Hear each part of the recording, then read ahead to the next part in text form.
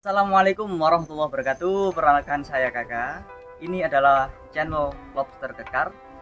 Kedepan kita akan mengenalkan apa itu lobster air tawar, budidayanya seperti apa, budgetnya habis berapa. Yuk kita bisa lanjut lihat bagaimana konsep pembudidayaan lobster itu mudahnya seperti apa.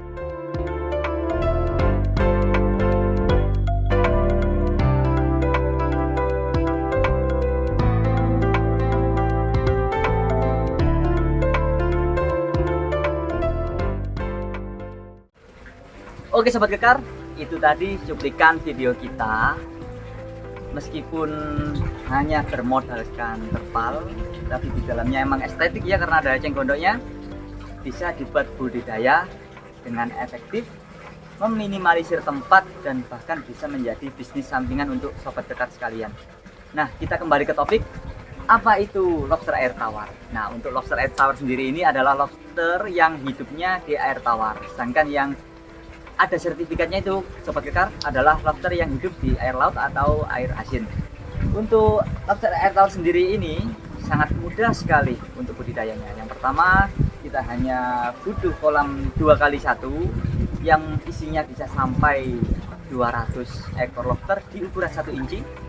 Dan kita bisa pakai air sumur, lebih bagus pakai air PDAM dengan kadar airnya itu pH 6,5 sampai pH 8. Baik Sobat Kekar, kita akan lanjut mereview bagaimana detail per kolam yang minim budget ini untuk bisa menjadikan gambaran untuk Sobat Kekar sekalian. Cek itu. Nah, untuk kolamnya sendiri ini kita butuh kolamnya 2x1 meter dengan ketinggian 50 cm dengan ketinggian air 15 cm ya Sobat Kekar. Karena lobster tidak butuh air banyak-banyak, karena memang yang sedikit, beda dengan budidaya ikan lain mungkin harus setinggi perut orang dewasa ya Sobat Kekar. Untuk lobster air tawar, dikarenakan dia ini adalah binatang yang nokturnal atau aktif pada malam hari, jadi kawan-kawan, kalau siang dia itu lagi tidur. Nah, misal ini dia lagi tidur di dalam shelternya, kita buka ke arah sini ya Sobat Kekar ya. Ini ada lobsternya. Ini indukan ukuran 5 inci ya Sobat Kekar. Nah, dia mau tidur lagi ke dalam shelternya. Kebetulan ini ada yang sudah molting. Yang molting ini betina. Loh, kenapa kok bisa tahu betina Bang? Karena kalau yang jantan itu dicapit yang sebelah kanannya sini itu warna merah. Karena ini enggak ada peleretnya warna merah, ini sudah dipastikan adalah betina ya kawan-kawan. Jadi yang kita lihat tadi itu adalah kolam untuk khusus indukan ya Sobat Lobster.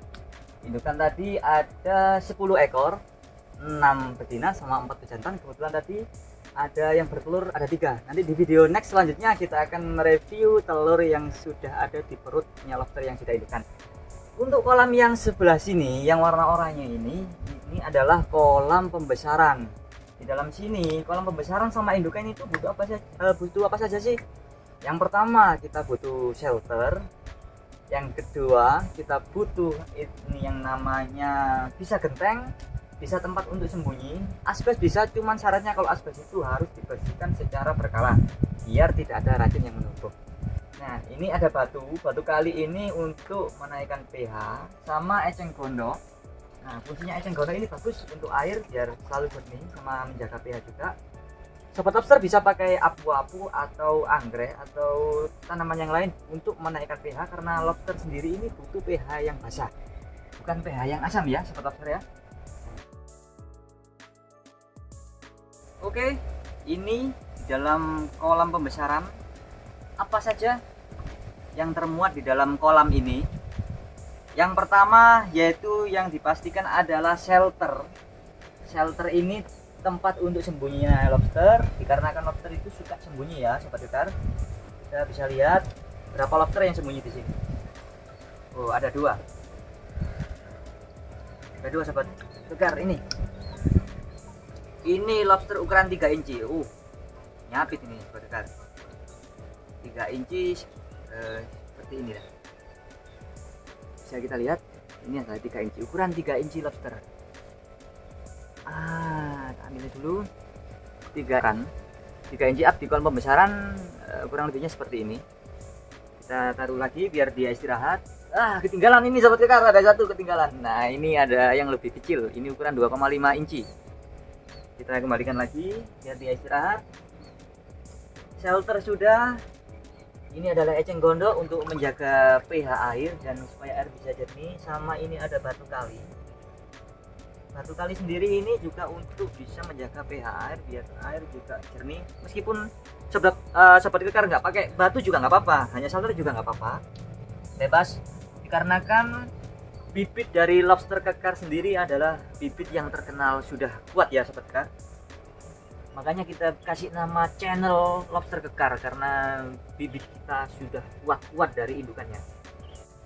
Untuk sobat kekar yang mungkin punya pertanyaan, berapa bulan sih siap panen, berapa bulan sih biar bisa jadi indukan, apa sih senangnya budidaya lobster air tawar, dan budgetnya berapa sih?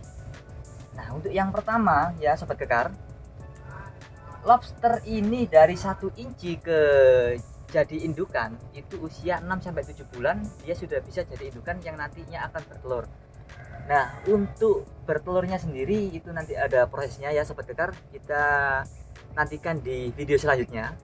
Budidaya lobster air tawar ini sangat cocok buat sobat kekar sekalian yang nggak mempunyai waktu luang. Semisal sobat kekar kerja di kantor, kerja di perusahaan, atau kerja di pabrik dengan sistem shift, atau kerja-kerja yang memakan waktu banyak.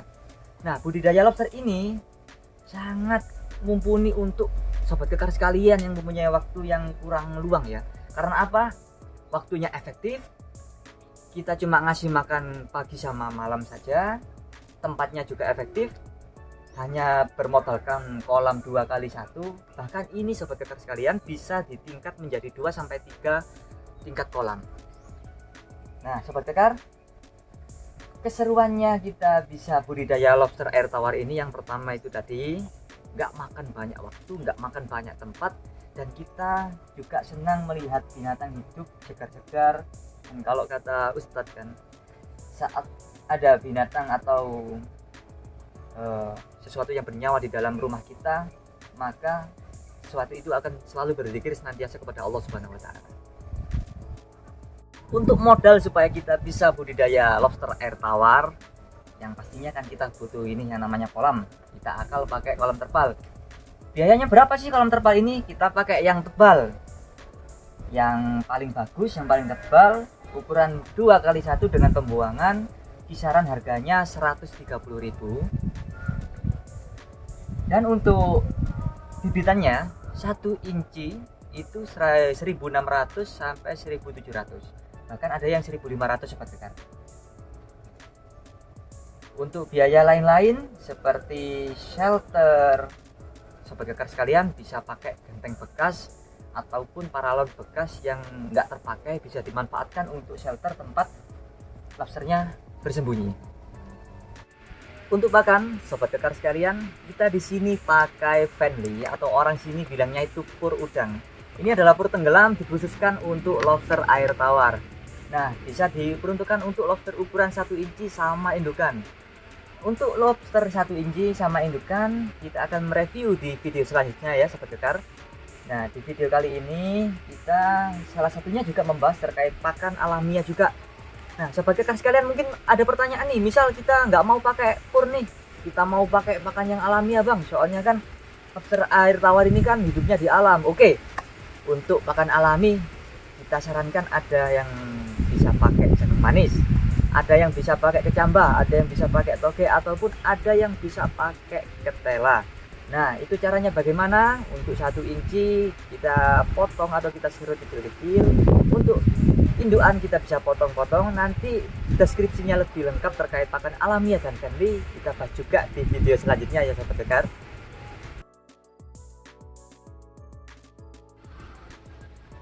Baik sobat kekar, itulah video kita pada hari ini, video perdana kita. Terima kasih yang sudah menemani kita dari awal sampai akhir. Apabila dirasa channel ini ke depan bermanfaat, silahkan subscribe. Bahkan kalau ada yang suka silahkan di like. Karena setiap dukungan dari sobat-sobat sekalian sangat berharga bagi kita semua sama tim-tim kita yang ada di sini. Sekian dari kami, dari channel Lobster Kekar. Wassalamualaikum warahmatullahi wabarakatuh. Salam kekar.